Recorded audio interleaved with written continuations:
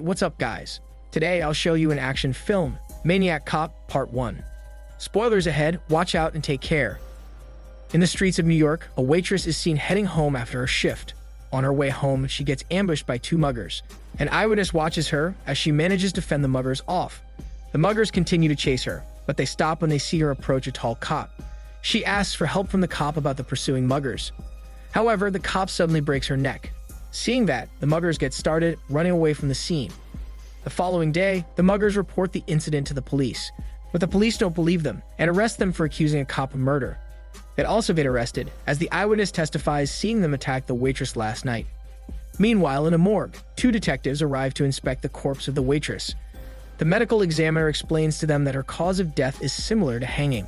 However, he also adds that this case of death is much worse, as her entire neck became soft as jelly, meaning her neck was crushed by the suspects. After hearing this, the detective, named Frank, starts doubting the murder suspects for committing the crime, as he believes it's physically impossible for them to kill the waitress that way. He then recalls the muggers talking about the tall cop who killed the waitress. However, his partner rejects the mugger's statement because he does not believe that a cop did this. The partner gets sick of the smell of the morgue, and they both leave. Later that night, a young couple is making out in a car that stopped in a red traffic light. Suddenly, the tall cop approaches the young couple and asks to speak to the young man. When the young man gets beside him, the tall cop suddenly unsheathes his baton, revealing a blade. Then he uses it to slash the young man's neck and proceeds to throw him to the car's windshield. The young woman panics after seeing blood gushing at the windshield even after turning on the wipers. This makes her drive off with her dead lover's car. The following day, the young woman reports the incident to the police. Frank then gets called by the commissioner of the police because he assumes that it's the same tall cop from the last crime. The commissioner also asks why Frank thinks it's a cop instead of a lunatic dressed as a cop. Frank explains that it might be an employee within the police force with psychological issues. He also adds that if it isn't from the force, then they have no reliable leads. After that, he requests the commissioner to run a check for this possible lead by searching their police database.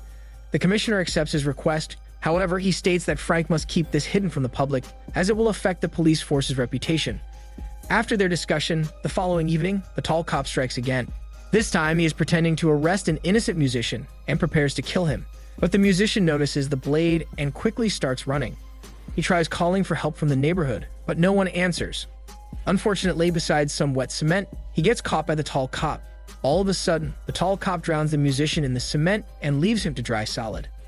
The next day, the construction workers find the musicians, and they try to break the dried cement to retrieve his corpse. Meanwhile, at City Hall, the mayor running for re-election hears the news of the tall cop's murder spree, and he wants this case to be hidden from the public. He tells his assistant to make an internal investigation and suppress all the eyewitnesses on the tall cop killings, so as to avoid weakening his reputation in managing the city. However, later that night, Frank meets with a journalist friend. He then ignores his superior's order on hiding this case and tells her about the tall cop killings. He tells her to use this info as her scoop and as a way to protect the civilians from the tall cop, since they blindly trust the police. Soon after, she makes a headline in the newspaper about the tall cop now being named the Maniac Cop. This angers the mayor, as his orders to keep the issue hidden were ignored by Frank. However, Frank couldn't do anything, as he might get accused of covering up the crimes. After thinking for a while, the mayor decides to act ignorant to the case and orders his assistant to make a statement regarding the case. The assistant also advises him to say some good things to the police, since they're going to lose trust from the citizens. However, the mayor doesn't care, and he just plans to blame the police if the investigation fails, or commend them if it succeeds. After the mayor's statement, Frank's plan to warn the citizens starts getting more attention. However, his plan does not go well when a citizen is seen listening to the news about the Maniac Cop. Just then, her car breaks down and a police car approaches her. The cop walks to her to issue her a ticket. However, before the cop can speak to her, she panics and grabs a gun to shoot the cop. This incident reaches the commissioner, and he gets frustrated from the consequences of Frank's actions. He then tells a veteran cop who's walking beside him to catch the culprit before the citizens lose trust in them. The following evening, a housewife, who is married to her husband Jack, suspects her husband is the Maniac Cop since he comes home late at night. After Jack leaves to start his police night duty, she proceeds to follow him with a gun in hand. As the housewife follows Jack, she is led to a motel, where she asks the clerk what room her husband is in. Then she barges into the room to confront Jack and points a gun at him. But to her surprise, he is cheating on her. After learning about the affair, she leaves him with his side chick and heads home. However, on her way home, she suddenly gets grabbed by the maniac cop inside a van. The following day at the same motel, a room service maid comes to a room for cleanup. Just then, the maid is shocked to see the housewife's corpse. After that incident, the veteran cop calls Jack in to talk about his wife. The veteran reveals that his wife died in the same motel where he did his fling. And also, the eyewitnesses testified this, and Jack also reveals she had a gun, but without properly explaining himself. This leads to him being falsely accused and arrested of being the maniac cop. The mayor then takes this opportunity to make a press release that the maniac cop is captured. Meanwhile, back at the police station, Frank and the veteran cop interrogate Jack. Jack tries to explain the situation, but the veteran cop doesn't believe it.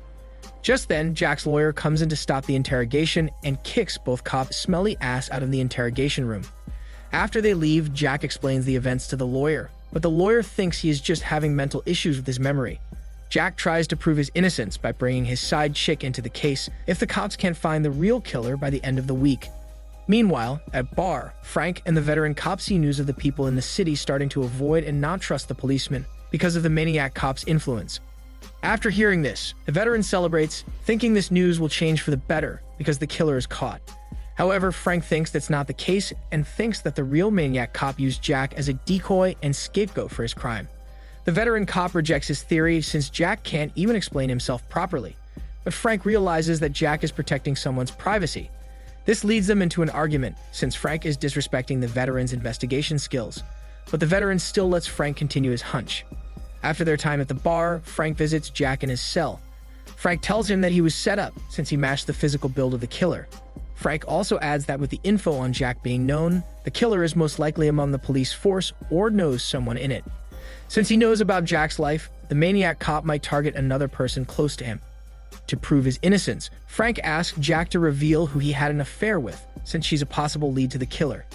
Jack reveals that it's an undercover officer in the police force named Mallory.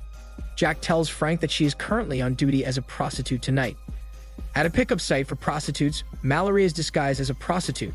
Shortly after, when she is heading home, she encounters the maniac cop.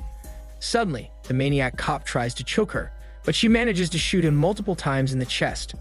However, it's ineffective, and she almost got slashed with the maniac cop's blade. Luckily, Frank arrives just in time to save her. Mallory and Frank both get injured in the fight with the maniac cop, but manage to drive him away. They realize that the maniac cop is cold and doesn't breathe during the fight. After saving her, Frank interrogates Mallory about the maniac cop. Frank insists she might have a lead, since the maniac cop knows about her place and the affair with Jack, meaning she must have told somebody about her secret. She then recalls a colleague in the force managing the police database, nicknamed Ms. Database. This gives Frank a good lead. He then goes to the station to investigate Ms. Database's workplace, while Mallory lays low in his apartment. As he snoops around in her office, Ms. Database suddenly arrives. Fortunately, Frank manages to talk his way out of her suspicion. After bidding her farewell, Frank follows Ms. Database after her shift ends, as she is the only lead. Soon after, Frank arrives in a warehouse, where he sees her talking to the maniac cop, whom she calls Matt. Frank tries to learn more from their conversation, but accidentally makes noise, causing Ms. Database to shoot in his direction. Luckily, Frank manages to run away without revealing his identity. He then proceeds to look for any files on officers named Matt. He then learns that Matt is a super cop who made many achievements for the police force in the past.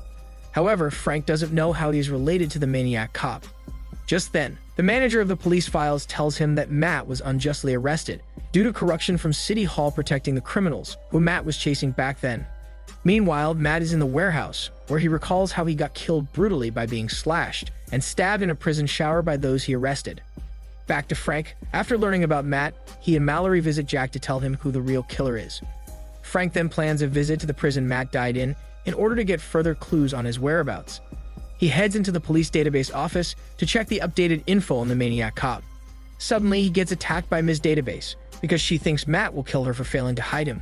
After attacking Frank, she quickly runs. However, she is shocked after seeing a cop hanging from a ceiling and panics that Matt is here. Just then, as they go back inside the database office, Matt bashes Ms. Database around the office and then proceeds to beat up Frank. Meanwhile, in Jack's visiting cell, they hear the commotion. Mallory checks to see what's going on and finds that Matt is going on a rampage. She then heads to the car to prepare their escape from Matt, while Jack checks up on Frank. However, he is too late, as Mallory finds Frank falling through a window when Matt throws him out. Jack arrives at the database office, but doesn't see Matt and finds Frank, who fell. Suddenly, Frank's partner arrives and sees him, thinking that Jack killed him in his database, so the partner tries to arrest him. Luckily, Jack distracts him and knocks him out, giving Jack time to escape before more cops show up. After the incident at the station, Mallory and Jack continue with their lead to the prison and find the medical examiner.